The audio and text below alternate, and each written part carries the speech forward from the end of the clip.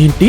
కంచెలోని 3500 ఏళ్ల క్రితం నాటి మామిడి చెట్టు ఇప్పుడు ఎండిన కాండంగా మారిందా? చరిత్రకు ఆనవాళ్లు ఈ శిలాఫలకాలే. పంచగంగ ఎక్కడుందో మీకు తెలుసా? పార్వతీదేవి స్వయంగా తన చేతులతో చేసిన పృథ్వీలింగం ఇంకా ఇక్కడ పూజలు అందుకుంటుందా? కంచిలో దాగున్న మరిన్ని రహస్యాలెన్నో ఈ వీడియోలో చెప్పడం జరిగింది. దయచేసి పూర్తి వీడియోను చూడండి. ఇదే కాంచీపురంలో ఉన్న కంచి కామాక్షమ్మవారి దేవాలయం. ప్రసిద్ధ అష్టాదశ శక్తిపీఠాల్లో ఒకటైన ప్రధాన శక్తిపీఠం. ఆలయం లోపలికి వెళ్ళగానే మనకు కనిపించేది కోనేరు. ఈ కోనేరే పంచగంగగా పిలువబడుతుంది. ఆలయం ద్రావిడ మరియు విజయనగర శైలిల అద్భుతమైన కలయికలతో ఎత్తైన గాలి గోపురాలతో నిర్మించబడినది.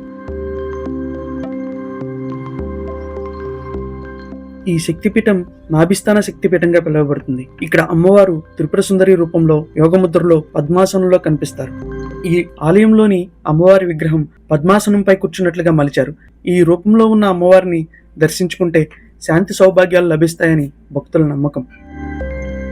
ఇక్కడ ఒకప్పుడు అమ్మవారు చాలా ఉగ్ర రూపంలో ఉండి బలి కోరుతుండడంతో ఆదిశంకరాచార్యుల వారు అమ్మవారి ఉగ్రతను తగ్గించడానికి శ్రీచక్రాన్ని ఇక్కడ ప్రతిష్ఠించారు. ఇక్కడ ప్రతిరోజు ప్రాతకాలమే శ్రీ కామాక్షిదేవి ఉత్సవమూర్తిని మేలుకొలిపి నైవేద్యం సమర్పించి హారతి ఇచ్చి ఉత్సవమూర్తిని పల్లకీలో ప్రదక్షిణగా ఆలయంలోకి తీసుకుని వస్తారు. ఆ తర్వాత అమ్మవారి ఎదురుగా గోపూజ చేస్తారు. అనంతరం అమ్మవారి ద్వారానికి ఉన్న తెర తొలగించి హారతి ఇస్తారు. ఆ సమయంలో భక్తులు అమ్మవారి విశ్వరూప దర్శనం చేసుకోవచ్చు. ఇప్పుడు మనం చూడబోయే మరో దేవాలయం కాంచీపురంలోనే ఉన్న ఏకాంబరేశ్వర స్వామి ఆలయం.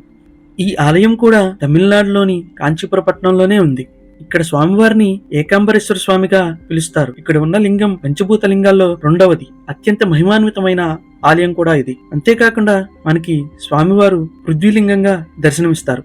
పృథ్వీలింగం అంటే మట్టితో చేసిన లింగం అని అర్థం. ఈ లింగాన్ని స్వయంగా పార్వతీదేవి తన చేతులతోనే చేశారు. అసలు స్వామివారికి ఏకాంబరేశ్వర స్వామి అని పేరు ఎలా వచ్చిందో మనం ఇప్పుడు తెలుసుకుందాం. ఏకాంబరం అంటే ఒక మామిడి చెట్టు. ఏకాంబరేశ్వర స్వామి అంటే ఒక మామిడి చెట్టు కింద వెలిసిన స్వామి అని అర్థం. ఇక్కడ ప్రధాన దైవం శివుడు. ఆలయంలో విగ్రహం మట్టితో చేసినది కావడం విశేషం. మనం ఇప్పుడు ఇక్కడ చూస్తున్నది ఉత్సవమూర్తులైన పార్వతీ పరమేశ్వర్లు. ఇక్కడ మనం పైన గమనించచ్చు, మొత్తం రుద్రాక్షలతోనే సీలింగ్ చేయడం జరిగింది. దేవాలయం లోపల 1000 స్తంభాల మండపాలు మనకు దర్శనమిస్తాయి. మీరు ఇక్కడ చూస్తున్న ఈ మండపాలకున్న స్తంభాలే ఆ 1000 స్తంభాలు. ఈ ఆలయం దాదాపు 40 ఎకరాల విస్తీర్ణంలో విస్తరించి ఉంటుంది. ఆలయంలో 4 వైపులా 4 గాలి గోపురాలు ఉన్నాయి. ఒక్కొక్క గాలి గోపురం ఎత్తు 57 మీటర్లు ఉంటుంది.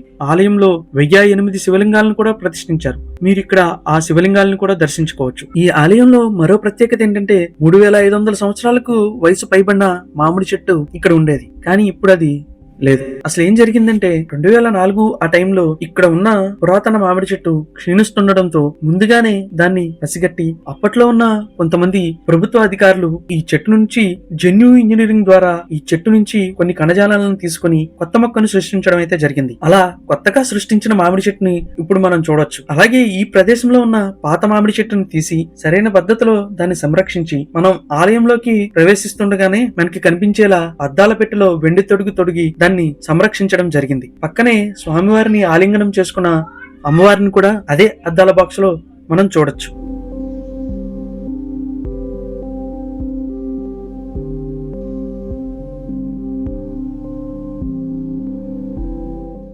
అలా కొత్తగా సృష్టించిన మామిడి చెట్టు కూడా 4 కొమ్మలకు 4 రకాల రుచిగల పళ్లను కాయడం ఇంకా విశేషమని చెప్పుకోవచ్చు. ఈ చెట్టు నుంచి వచ్చే పళ్లను సంతానం లేని దంపతులు తింటే సంతానం కలుగుతుందని ఒక నమ్మకం. అలాగే ఈ మామిడి చెట్టు కిందే పార్వతీ పరమేశ్వర్లు వధువరులుగా దర్శనమిస్తారు. పార్వతీదేవి ఒడిలో కుమారస్వామిని కూడా మనం ఇక్కడ చూడొచ్చు. ఈ చెట్టు కిందే అమ్మవారు స్వామివారి కోసం తపస్సు చేశారు. పార్వతీదేవిని పరీక్షించడానికి శివుడు ఆమె మీదకు అగ్నిని జ్వలింప చేశారట. ఆ సమయంలో పార్వతీదేవి విష్ణుమూర్తిని ప్రార్థించగా విష్ణుమూర్తి శివుని తల మీద ఉన్న చంద్రుని చల్లటి కిరణాలు పార్వతీదేవి మీదకు ప్రసరించేలా చేస్తాడు. అప్పుడు పార్వతీదేవి మీద ఉన్న అగ్ని జ్వాలలు చల్లబడతాయి. మరొకసారి తల మీద ఉన్న గంగను విడుదల చేయగా పార్వతీదేవి గంగమ్మను ప్రార్థించి తాను శివుని సతీమణి అని చెప్పగా గంగ శాంతించిందని పురాణాలు చెబుతాయి. గంగాదేవి ఆవిడ మీదకు జాలువారుతుండగా ఆవిడ చేసుకున్న పృథ్వీలింగం ఎక్కడ పాడైపోతుందో అనే ఇదితో పార్వతీదేవి ఆవిడ తయారు చేసుకున్న పృథ్వీలింగాన్ని ఆలింగనం చేసుకుంటారు. అలా ఆలింగనంతో పులకితుడైన పరమేశ్వరుడు అమ్మవారికి సాక్షాత్కరించి అనుగ్రహించినట్లు ఇక్కడ స్థల పురాణం. అలాగే ఇప్పుడు మీకు నేను స్వామివారి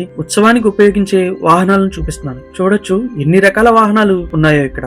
అశ్వవాహనం, చిలక వాహనం, హంసవాహనం, నెమలి వాహనం, అలాగే కామధేనువు కూడా స్వామివారికి వాహనంగా మనం ఇక్కడ చూడొచ్చు. ఇలాగే చాలా రకాల వాహనాలు అయితే స్వామివారి కోసం ఉన్నాయి. అలా స్వామివారిని దర్శించుకుని ఆలయం చుట్టూ ఉన్న 1000 స్తంభాలని చూసి ఆలయంలోనే ప్రతిష్ఠించి ఉన్న 1008 శివలింగాలను కూడా దర్శించుకున్నాము. దర్శనమంతా పూర్తి చేసుకుని ఆలయం బయటికి అలా వస్తూ ఉండగా పక్కనే ఉన్న పెద్ద కోనేరు చుట్టూ ఉన్న మండపాలు మమ్మల్ని చాలా ఆకర్షితులను చేశాయి.